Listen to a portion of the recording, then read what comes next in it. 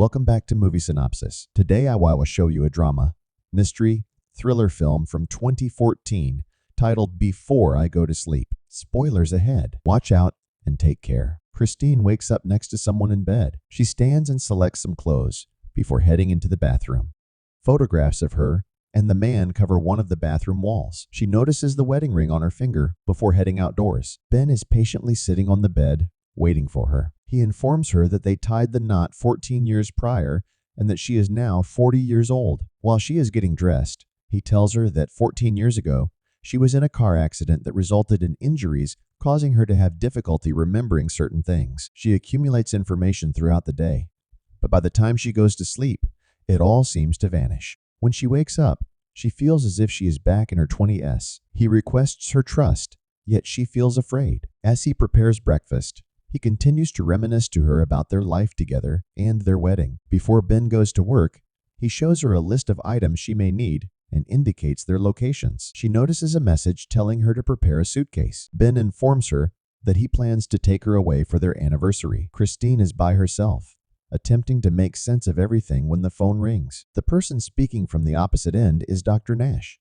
who has been helping her regain her memory. He informs her that Ben may be unaware of her visiting a doctor. Then he instructs her to search for a shoebox located at the back of her closet. Inside the box that Christine opens, she discovers a camera. Nash instructs her to turn it on, a recording of her performances in which she discusses issues with her memory. Christine was in a car with Doctor 2 weeks ago. Nash acknowledges that their professional dynamic is unconventional, involving him picking her up from home and meeting with her without her husband's awareness. Christine is feeling fearful and disoriented. He drives into a parking lot and reveals to her that he had found her 6 months earlier. He clarifies that he is a neuropsychologist and is currently working on a research paper about the specific type of amnesia she is experiencing.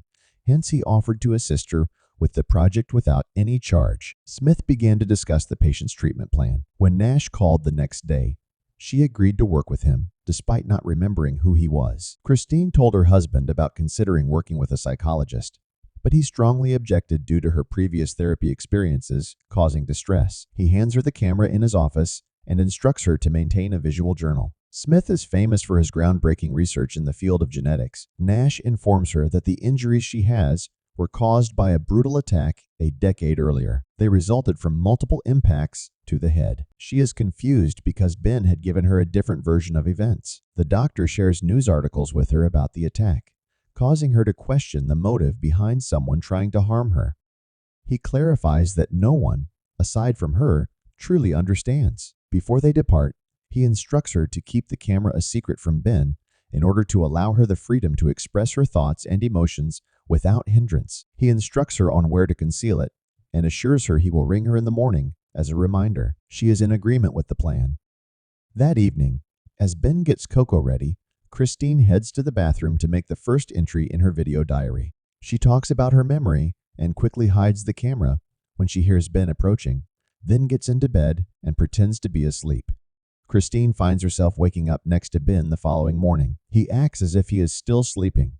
They discuss her memory, their life, and her life in the same conversation. She appears disappointed because she is confused about her daily activities. Afterwards, she finds herself in the car once more, accompanied by a doctor, watching the video. Christine admits that the recordings prevent her from blindly trusting everything Ben tells her, such as the car accident. She is curious about what other things he is dishonest with her about. Doctor Nash states that he cannot take the chance of calling her on the landline phone. Christine expresses her desire to stop living in fear constantly and questions whether the treatment he has in mind will be effective. Dr. Nash clarifies that sometimes revisiting the location of the attack can trigger memories, but he is mainly going there to establish trust with her. Upon their arrival at the industrial complex, they are greeted by the caretaker. He leads them to the location where he discovered her, recounting that she was unclothed except for a bed sheet and covered in blood.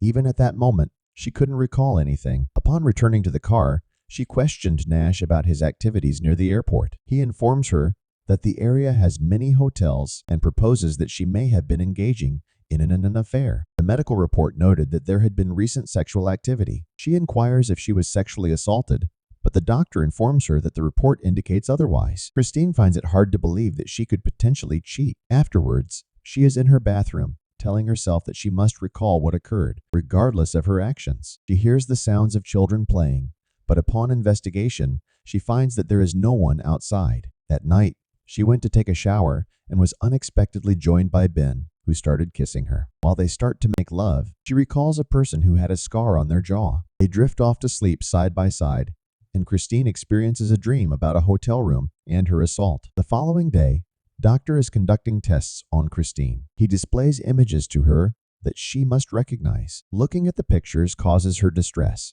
leading her to press the panic button inside the MRI machine. Afterwards, they have a conversation in a waiting room where he informs her that certain pictures were selected randomly, while others were from her file. The photo he displayed triggered a specific reaction in her mind. Christine is unaware of the identity of the woman in the photo, despite the name Claire being written on it. During dinner with Ben that night, she inquires about Claire. Ben claims he is unfamiliar with her, and then questions why Christine is mentioning it. When she mentions her memory to him, he becomes interested in how much she recalls. He brings up some details, mainly about the photo, and he points out that it wasn't the first time she had thought about Claire. Ben stated that they used to be friends, but she relocated, and it is no longer important. Christine is adamant that it is important. Ben carries a box of photographs that he keeps in his home office. Claire and she belong together. She inquires why he keeps the information a secret from her, and Ben clarifies that he does so in order to shield her from the truth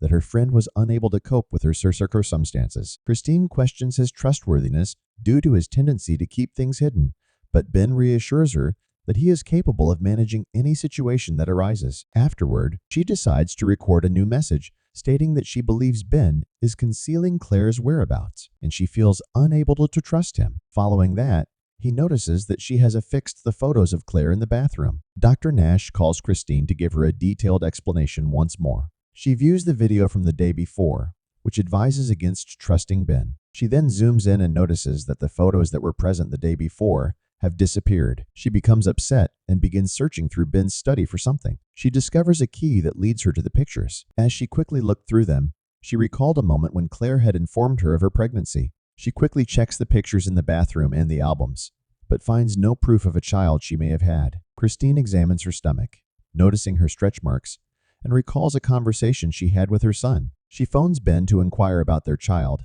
and he promptly returns home. Christine is feeling distressed and is seeking information on their child's whereabouts. Ben holds her close and breaks the news that their son has passed away. After they entered, he informed her that the child passed away from meningitis prior to reaching his 9th birthday. He obtains a secretive box to prevent her from accidentally discovering its contents, and then reveals a photograph of their son Adam as an infant. Christine sobs, unable to recall him as she looks through the photos. She looks at his birth certificate and a note written in his own handwriting. Ben retrieves the photos, and later Christine creates a new video, expressing that although Ben may be familiar with the sorrow, it is a new experience for her. Christine has a recurring nightmare about the man with the scar and her traumatic experience. She awakens in fear, then watches videos of Adam, bringing her to tears. Christine starts dismantling the collection of photos on the bathroom wall. When she speaks with Nash once more, she inquires if he was aware of her son,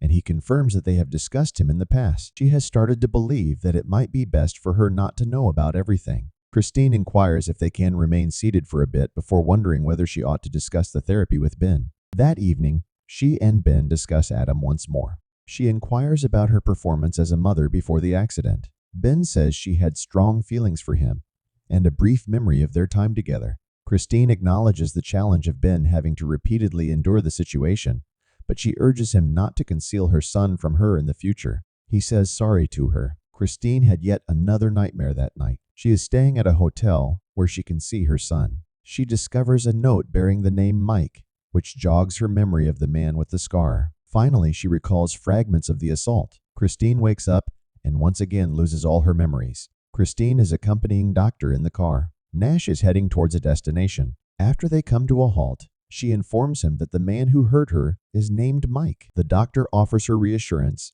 and moves in to kiss her upon noticing his name is Mike. She recalls him hitting her in the hotel room, causing her to flee from the car. He retrieves a syringe from his car and chases after her along the lengthy pier, finally managing to catch up with her. Afterwards, Christine is sitting on her couch when her phone rings. Doctor calls, and she picks up the phone. Nash and he clarify that he administered a sedative to soothe her, not to induce sleep. She has a recollection. He informs her that she was mistaken and deluded in her beliefs about him, projecting all her anxieties and doubts onto him. He informs her before ending the call that he has discovered something about Ben that he will need to discuss with her face to face. Ben gets to the house and they sit down to have dinner. He inquires about the person she was speaking with on the phone when he attempted to contact her, and she deceivingly claims that she was dialing his number.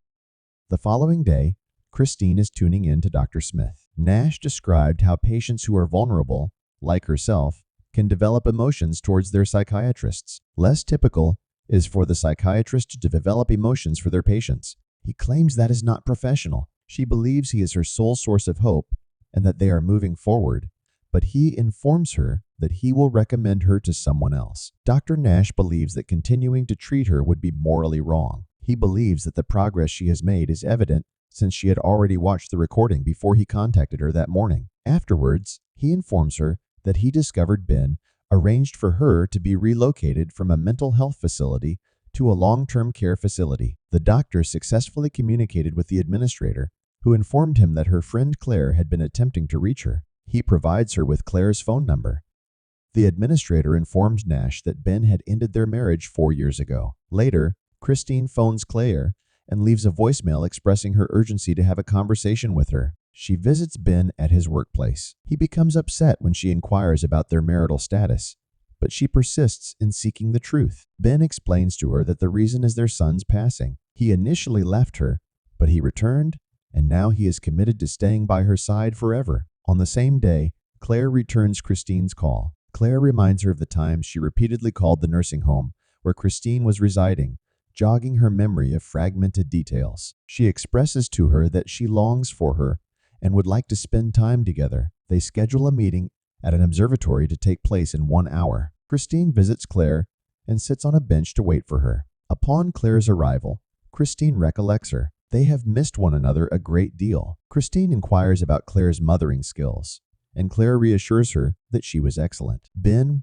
was a caring father as well. She inquires of her friend who was responsible for that. They grab a drink, and Claire mentions to her that she believed she was likely involved in an affair. Eventually, she admitted it to her, but she never provided any specifics about the man. Claire offers her apologies to her, explaining that she had no choice but to inform Ben due to already informing the authorities. Christine believes that is the explanation for Ben's lack of communication with her on any subject. After the accident, Claire reveals that she made an effort to assist Ben, and they ended up spending a significant amount of time together, leading to them eventually becoming intimate. She made the choice to keep her distance from them because of that. Before Christine departs, she hands over a note from Ben that he left with Claire in case she ever reached a level of understanding where she could read it. The letter outlines the reasons for his departure from her. Ben stated that the primary factor was their son's happiness and well-being, as he could no longer stand seeing her in that state. As Ben arrives at the house, Christine is finishing the letter. In the video, she speaks to Ben and shares that he will have all the information he needs, including the fact that she only has feelings of love for him. Afterwards, Christine shares the video she made for Ben and updates him on all the events of the past few weeks. She informs him about the doctor. Nash is angry because she hid that information from him. After she forgives him and expresses her love, he strikes her. Christine gives Claire a call and updates her on the situation with Ben. She promises to call him and Christine back promptly. Meanwhile, she is recording a video where she claims that he had physically assaulted her. Claire reaches out and informs her that Ben has been on his own for 4 years without any contact with her. She requests for a description of Ben. The descriptions they give do not align. Claire informs Christine that Ben has a scar on his face, triggering a flashback for Christine. She runs to the bathroom to check the photos to see if the Ben she knows has a scar. Claire informs her friend that the man she is cohabiting with is not Ben. All of a sudden, Christine realizes that the photos on the wall have been manipulated. She starts recalling the assault and pleads with Claire to assist her, but she cannot recall her own address. Claire instructs her to investigate while Ben attempts to enter. She recalls the attack once more before she opens the door. Ben is not present. Christine descends the stairs and attempts to exit through the main entrance, only to discover that it is locked.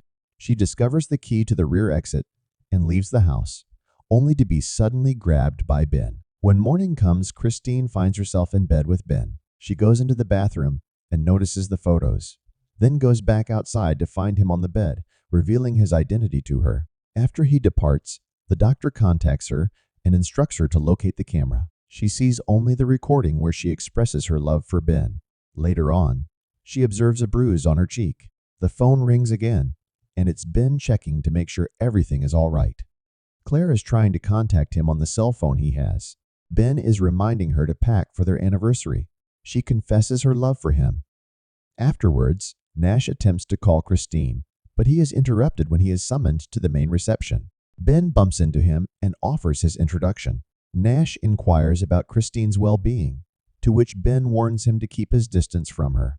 Ben and Christine decide to drive to a hotel close to the airport that evening. She inquires if it is truly their anniversary, and he clarifies that it is not their wedding anniversary, but rather a different type of celebration. Christine is confused about the reason he brought her there. He offers her a glass of champagne and expresses that he wishes for her to recall the assault. Suddenly, it dawns on her that he is actually Mike. Christine inquires about Ben's whereabouts, and Mike informs her that her husband has departed, despite initially planning to stay. He originally removed her from the nursing home using false paperwork, with the goal of looking after her. But now he is exhausted from deceiving and wishes for her to recall everything. Christine can recall the day of the attack, when he threatened to call her husband before hitting her. She comes to the realization that he was the one who attacked her, and he admits his self-loathing for his actions and pleads with her not to go. Christine is frightened because she recalls specific details from the night when he assaulted her. Mike pleads with her to stay, but he then moves out of the way to watch as she goes, only to strike her once more. He informs her that they will only leave if they leave together. After that, he starts deleting all the recordings from the camera and informs her that she is now released. Mike tells her to kiss him, and she complies out of fear. He tells her that she needs to move on from Ben and Adam because they have already moved on from her. Christine comes to the realization that Adam is still alive, and he begins attacking her once more. She resists, but he overwhelms her and starts to choke her. Christine stabs him in an attempt to escape, but he quickly grabs her once more. In the end, she renders him helpless and flees the room before setting off the fire alarm. The hotel is surrounded by ambulances and police. Christine is in the rear of an ambulance, creating a new video detailing the events that led up to her current situation. Nash enters her hospital room and introduces himself to wake her up. He informs her that he is present in the role of a friend, not a medical professional. Claire will pick her up and take her home because she needs someone to look after her. He inquires whether she recollects Claire. Christine claims that she does. Nash carries on the conversation with her, mentioning that Mike will be behind bars for quite a while due to his actions towards her. Afterwards, he informs her that he has someone visiting who may provide the key to her treatment progress. Ben, Nash's true ex-husband, shows up at the door as Nash turns around. He allows him to enter the room. He walks up to her and informs her that he is Ben, promising that he would never have kept his distance if he had known she was in danger. He takes a seat and shares with her about Adam. Ben states that the two of them have a strong love for her. He leaves to fetch Adam. The boy enters and goes up to his mother. He greets her, and a memory of something she used to say to him when he was a child comes flooding back. Christine finally remembers him. They hug each other while she declares that he is her Adam. Make sure to subscribe and turn on notifications so you can watch more videos like this. Thanks for watching.